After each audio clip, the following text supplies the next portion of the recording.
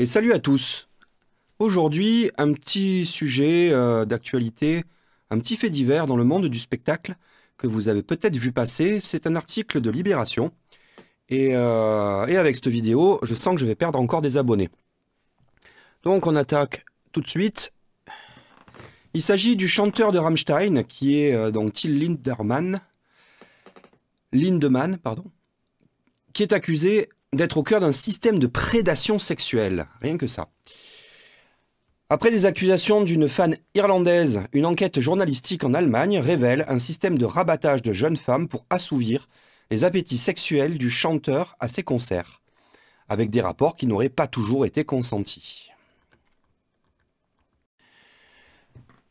Les accusations d'abus de pouvoir et d'agression sexuelle contre le chanteur Till Lindemann, le leader du groupe de métal industriel Rammstein, se multiplient, rappelant les débuts de l'affaire MeToo aux États-Unis. C'est difficilement comparable quand même. Comme ce fut le cas avec le producteur de cinéma américain Harvey Weinstein, condamné depuis pour viol, on ne peut plus parler de cas isolés. Après le témoignage d'une fan irlandaise, Shelby Lynn, qui a raconté sur les réseaux sociaux l'agression qu'elle a vécue lors du dernier concert du groupe à Vilnius, en Lituanie, les accusations se multiplient contre le leader du groupe germanophone le plus célèbre au monde, plus de 20 millions d'albums vendus. Première remarque, c'est... Enfin, moi j'ai déjà lu l'article, hein, mais je pense pas que ce soit le même cadre qu'Harvey Weinstein. Weinstein, il sévissait dans le monde du cinéma, et il s'attaquait aux actrices et aux professionnels, en fait. Le chanteur, là, Lindemann, il est sur des groupies. Donc, c'est pas tout à fait la même chose. Weinstein, il utilisait vraiment son pouvoir pour donner des rôles et il couchait avec les nanas pour des échanges, en fait. C'était un chantage professionnel. Dans le cas de Lindemann, enfin à travers l'article, en tout cas, moi je n'ai pas lu le reste de l'enquête, je ne parle pas l'allemand. Mais ça me paraît être simplement, quelque part, il abuse de sa notoriété et de son pouvoir par rapport aux jeunes femmes et à ses groupies. Il ne leur propose pas de travailler avec ou de leur filer du pognon ou ce genre de choses. C'est pour ça que je trouve que la comparaison n'est pas à propos. L'affaire a pris de l'ampleur après la parution, ce 2 juin au matin, de l'enquête du très sérieux quotidien, je ne sais pas le prononcer, et de la télévision publique allemande ARD, avec des dizaines de témoignages recueillis auprès de jeunes femmes abusées et manipulées qui affirment avoir vécu la même expérience que Shelby Lynn. L'enquête révèle un système de recrutement permettant à l'artiste d'assouvir ses appétits sexuels avec des filles sélectionnées sur les réseaux sociaux. Les jeunes femmes, parfois plusieurs dizaines, étaient invitées à venir en backstage où on leur proposait de l'alcool, parfois de la cocaïne, pour animer les afters. Les journalistes, ils débarquent, ils découvrent le monde du spectacle.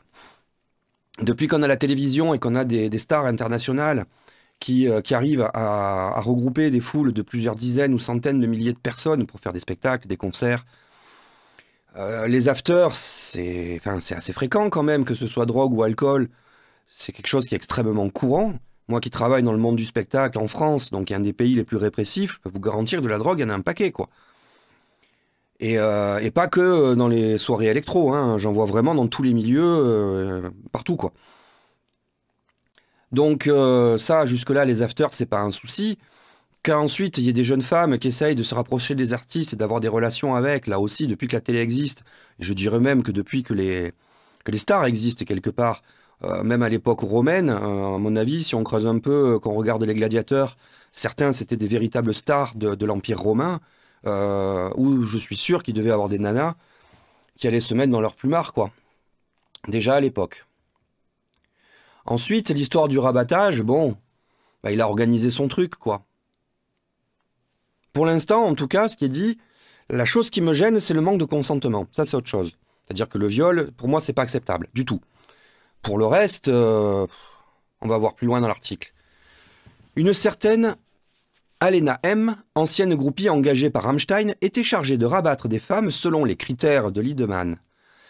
Les jeunes femmes, dont on ne demandait jamais l'âge, étaient contactées sur Instagram, Facebook, mais aussi sur place lors des concerts pour venir en backstage. Tous nos témoins racontent toujours le même processus, explique Daniel Dripper, responsable du pôle d'enquête.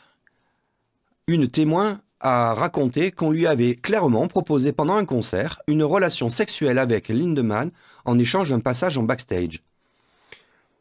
Si vous voulez aller en backstage, les filles, faites technicien.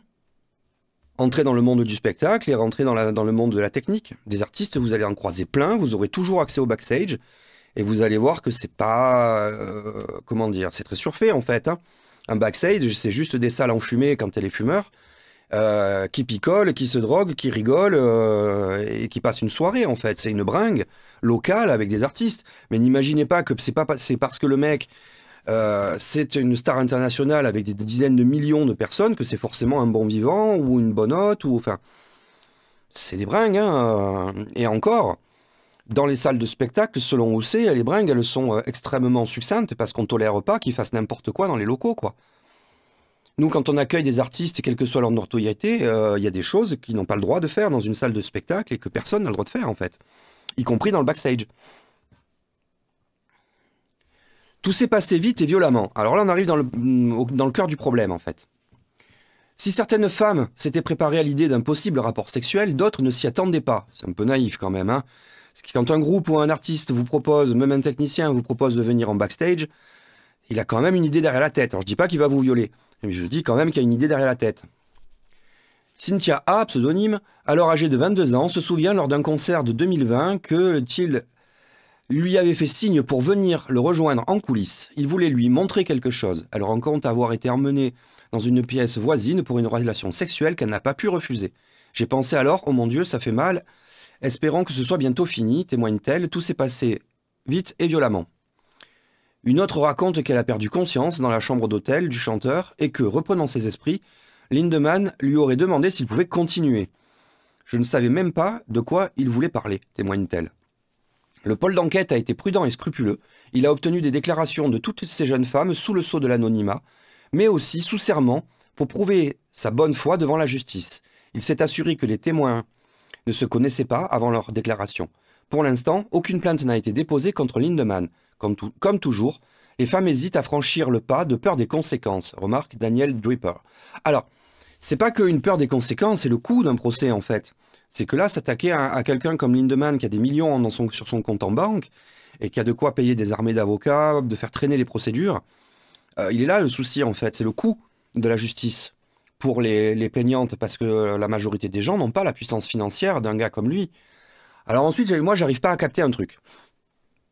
J'arrive vraiment pas à comprendre comment, pourquoi, avec ce niveau de puissance, ce niveau d'argent, ce niveau de notoriété, pourquoi t'as besoin de violer des filles ? De les forcer. Je comprends pas le délire. Pourquoi être violent? Je veux dire, avec autant de pouvoir, t'as accès à tous les milieux. Si tu veux vraiment jouer le dominant et tabasser des nanas, rentre dans les milieux BDSM, elles sont là pour ça, elles adorent ça. Comme les mecs qui viennent d'ailleurs, hein. Je dis pas qu'il faut taper sa femme. Je dis que dans les milieux BDSM, il y a des soumis du côté des hommes et des femmes, et qu'ils adorent ça. Autant le faire avec eux, ils sont d'accord pour être violents avec eux. Mais des minettes de 20 ans, alors elles sont naïves, d'accord. Après, c'est pas des gamines, hein. Là, il faut arrêter le délire. Des femmes de 20 ans, encore une fois, quand vous faites inviter par un artiste ou même des techniciens ou des tourneurs, peu importe, quiconque a accès au backstage sur un concert, c'est pas juste pour vous offrir un verre, hein, il y a des idées derrière, arrêtez d'être naïf à un moment donné.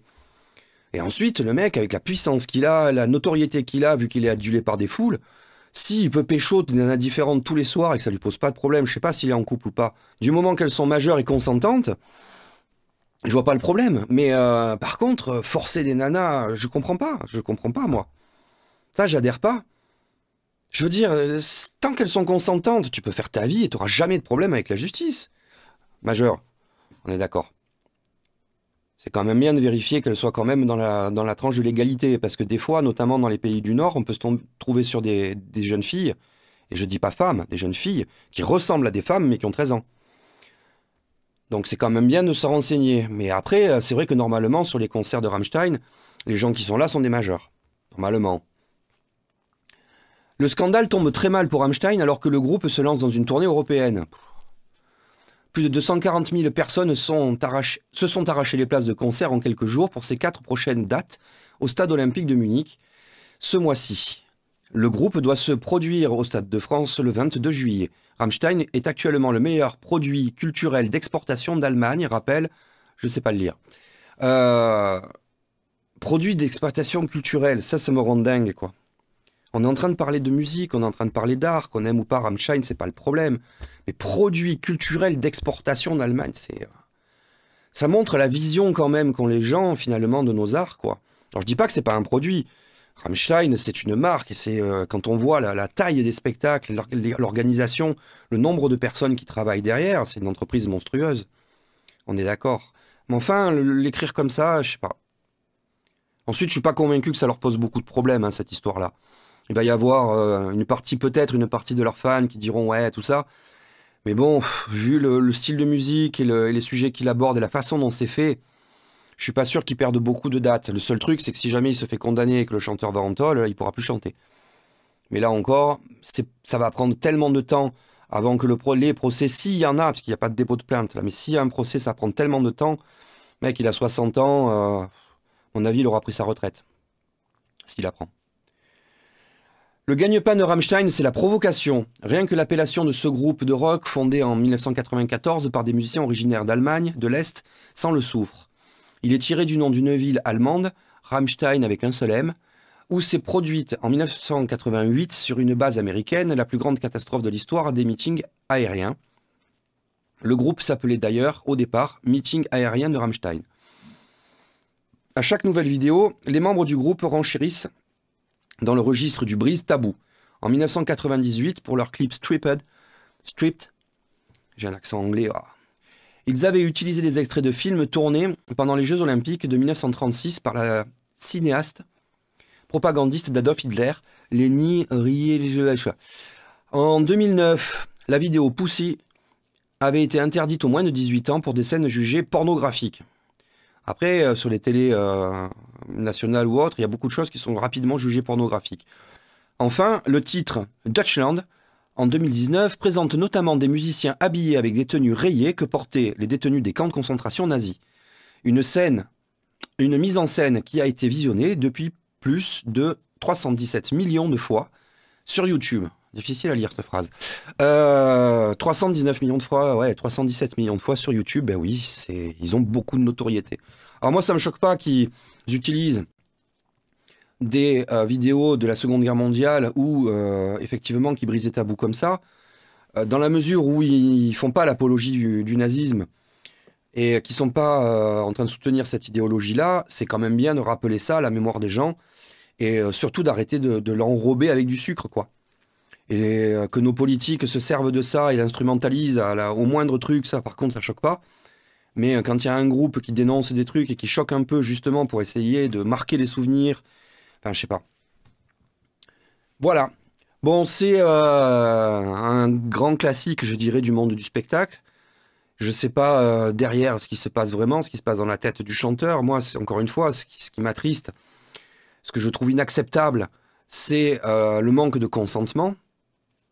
Réellement, je comprends pas. Je comprends pas qu'avec ce niveau-là de notoriété, d'argent, etc., le gars, il peut avoir quasiment toutes les nanas de la planète, qu'il en arrive à en violer. Je comprends pas le truc, quoi. Voilà, moi, c'est ça qui me dérange. Après, le reste, qui couche avec des nanas de 20 ans alors qu'il en a 60, s'il peut le faire, ouais. Dans le monde du spectacle, on a ceux qui couchent pour réussir et on a ceux qui réussissent pour coucher. Au milieu de tous les autres, hein. C'était la petite blague. Voilà, bon, c'était ma petite blague de fin. Je vous dis à une prochaine fois pour un autre sujet.